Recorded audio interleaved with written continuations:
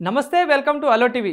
తెలంగాణలో అధికార పార్టీ కాంగ్రెస్లో సమీకరణాలు వేగంగా మారుతున్నాయి. పార్టీకి సంబంధించి పెండింగ్లో ఉన్న పనులని పూర్తి చేయాలని సీఎం రేవంత్ రెడ్డి భావిస్తున్నారు.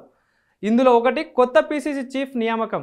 ప్రస్తుతం రేవంత్ 2 పదవుల్లో కొనసాగుతున్నారు. అటు సీఎంగా, ఇటు టీపీసీసీ అధ్యక్షుడిగా బాధ్యతలు నిర్వహిస్తున్నారు. అయితే ఈ నెల 27తో సీఎం రేవంత్ రెడ్డి పీసీసీ పదవి కాలం పూర్తి కానుంది. దీంతో తెలంగాణ కాంగ్రెస్కు కొత్త అధ్యక్షుడిని నియమించేందుకు అధిష్టానం కసరత్తు చేస్తుంది. అయితే పీసీసీ రేసులో చాలామంది కాంగ్రెస్ సీనియర్లు ఉన్నారు. ఈ క్రమంలో పదవి ఎవరికి వరిస్తోంది అనే ఉత్కంఠ కూడా నెలకొంది. 1-2 రోజుల్లో కొత్త అధ్యక్షుడు నియమించాలని అధిష్టానం భావిస్తుంది. సిడబ్ల్యూసీ సమావేశాల కోసం ఢిల్లీ వెళ్లిన సీఎం రేవంత్ రెడ్డి కొత్త చీఫ్ నియామకం అంశాన్ని అధిష్టానం దృష్టికి తీసుకెళ్లారు. హైకమాండ్ ఆదేశాల అనుసారమే కొత్త పీసీసీ చీఫ్ ఎవరనేది తెలియనుంది. అధ్యక్ష పదవి రేసులో చాలా మందే ఉండగా సామాజిక వర్గం సమీకరణాలు కీలకంగా కానున్నాయి. అధ్యక్ష పదవిని బీసీ సామాజిక వర్గానికి కేటాయించాలని భావిస్తోంది.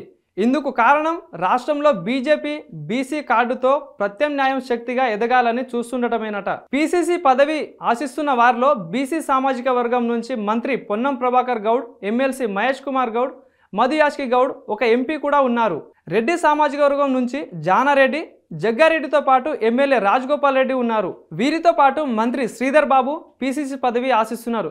బీసీ సామాజిక వర్గం నుండి సంపత్ కుమార్, ఎస్టీ సామాజిక వర్గం నుంచి సీతక్క, బలరాం నాయక్ రేసులో ఉన్నారు. ప్రస్తుతం రేసులో ఉన్న నేతలను షార్ట్ లిస్ట్ చేస్తే ప్రధానంగా మధు యాష్కి గౌడ్, జగ్గారెడ్డి, సీతక్క ఈ ముగ్గురు పేర్లు వినిపిస్తున్నాయి. బీసీ సామాజిక వర్గంలో బలమైన నేతగా ఉన్నారు. ఇక జగ్గారెడ్డి విషయానికి వస్తే టీపీసీసీ వర్కింగ్ ప్రెసిడెంట్గా పనిచేస్తున్నారు. గతంలోనూ కీలక బాధ్యతల్లో పనిచేశారు. ప్రజల్లో మాస్ లీడర్గా పేరుంది. పార్టీని సమర్థవంతంగా నడిపిస్తారని అధిష్టానం నమ్ముతుంది. అలాగే మహిళా కోటాలో ముందు వరుసలో సీతక్క ఉన్నారు. 3 సార్లు ఎమ్మెల్యేగా గెలిచారు. అంతేకాకుండా దేశంలోని నేతలతో మంచి సంబంధాలను కొనసాగిస్తున్నారు. రాష్ట్ర వ్యాప్తంగా మంచి పేరు సీతక్కకు ఉంది. వీరి ముగ్గురులో ఒకరికి పీసీసీ పదవి దక్కే అవకాశం ఉందని అంటున్నారు. మరోవైపు సీఎం రేవంత్ రెడ్డి సూచించిన నేతకే అధిష్టానం అవకాశం కల్పిస్తుందనే టాక్ వినిపిస్తుంది.